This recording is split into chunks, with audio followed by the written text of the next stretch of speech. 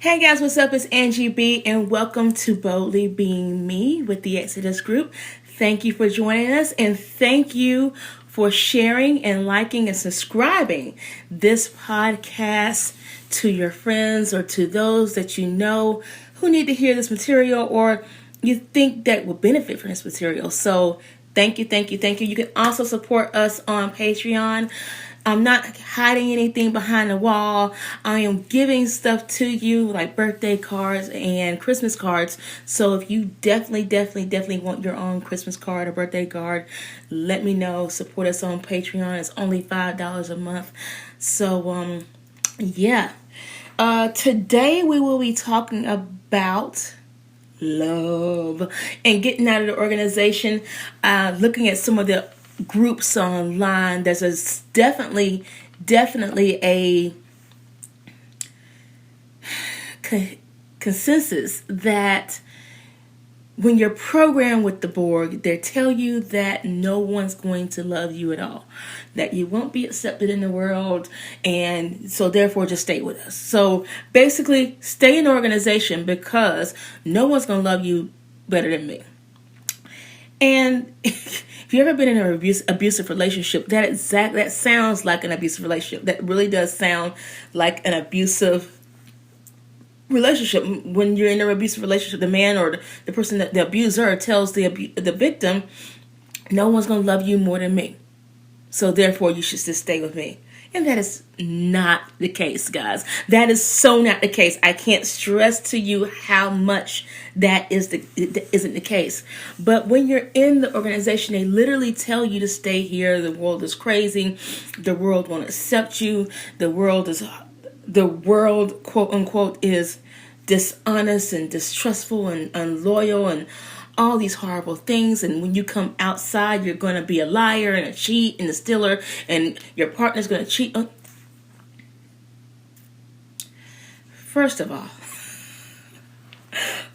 all, when it comes to the organization, people are cheating in there too. People are lying in there too, even if they do call it theocratic warfare. Okay, people are lying and cheating there too. Okay, so this organization is not the end-all, be-all on honest people, period. There's plenty of honest people outside of the organization, first of all.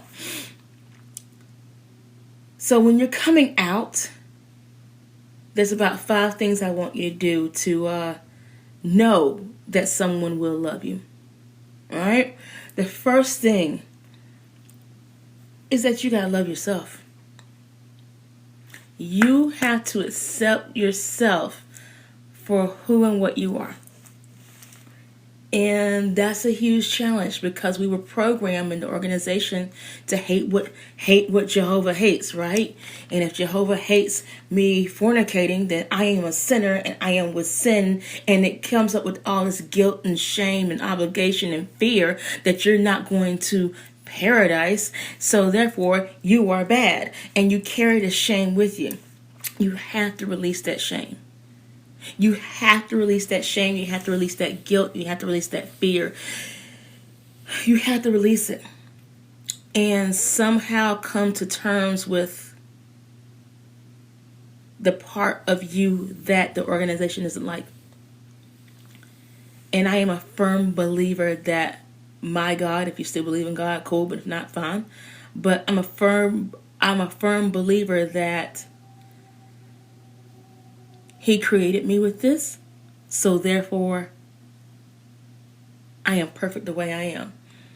As you know, I don't know if you follow my page or not, but I got this fellowship. Look, I left the organization, this fellowship, quote unquote, but I was disfellowship because I had sex before marriage. Oh my God. At 20 years old, I had sex before marriage. Okay. So, and for years, decades, even after leaving the organization, I kept that shame with me that Jehovah didn't love me. And then finally, one of my clients actually told me, I think I shared this on my page a couple of times. She actually looked at me and she says, when do women get their periods? And I got my period around 13. And then she said, well, then what is the period for? Period's for to tell you that you're able to procreate. Okay. So what was the quinceañera and the sweet 16 at one point in time? And at one point in time, the sweet 16 and the quinceañera were when the woman was presented to the man to go, be married. That, to have babies and all this other stuff. And it's only here recently in this day and age that we are having children later and later, for the most part. We're having them after we get our doctorate degrees and how we get situated in our careers and stuff, which is awesome and great and wonderful. But she said, does that mean that you have to wait to have sex, which is completely natural? Something that God gave you to have, which is natural to the time you, finish your doctorate degree? And I looked at her and I said, whoa, wow, because God gave us sex. So why is it a sin if I have sex before marriage? When I let go of that guilt and shame and that fear that Jehovah wasn't happy with me, that's when I became happier.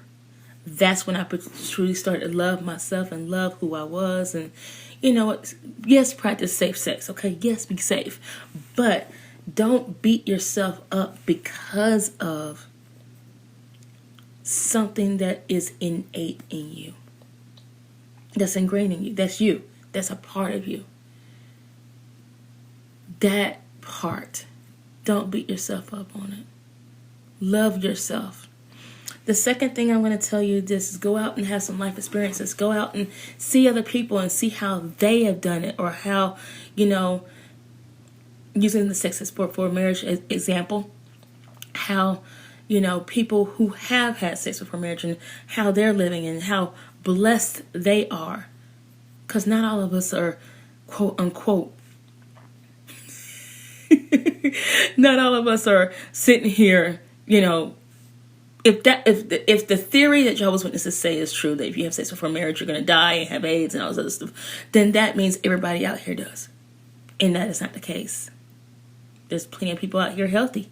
And there's plenty of married people with STDs. So you don't get a lot on STDs just because you had sex before marriage.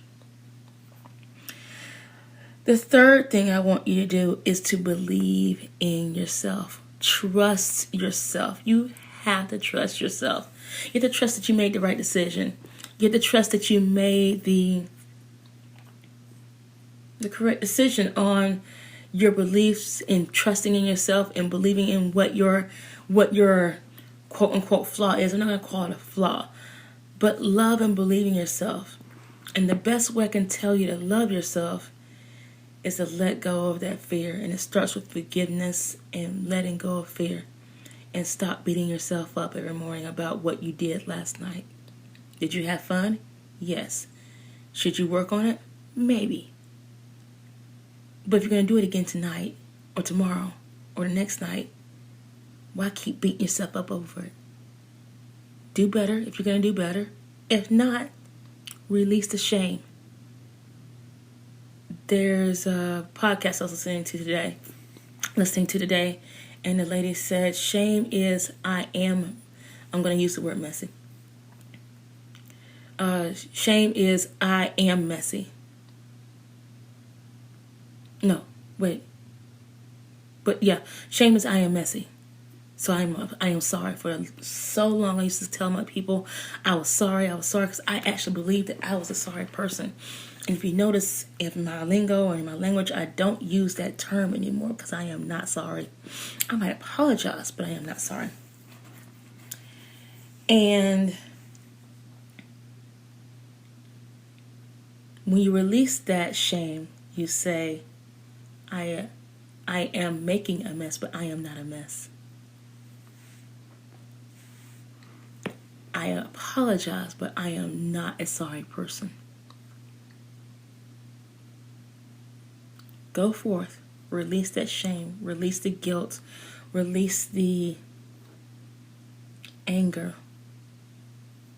But be patient with yourself. Take some time This is no race. This is a marathon. This is a journey destination thing. This is not a sprint. There's no winner takes all. There's no, you had to do it faster than brother or sister so and so. Take your time, heal yourself. You got it. You are stronger than you think. And I am proud of you. I'm Angie B. Again, follow us on Facebook, Instagram, and Twitter. Yeah, but also you can support us on Patreon. You will get birthday cards and Christmas cards. I look forward to seeing you soon. Thanks. Bye.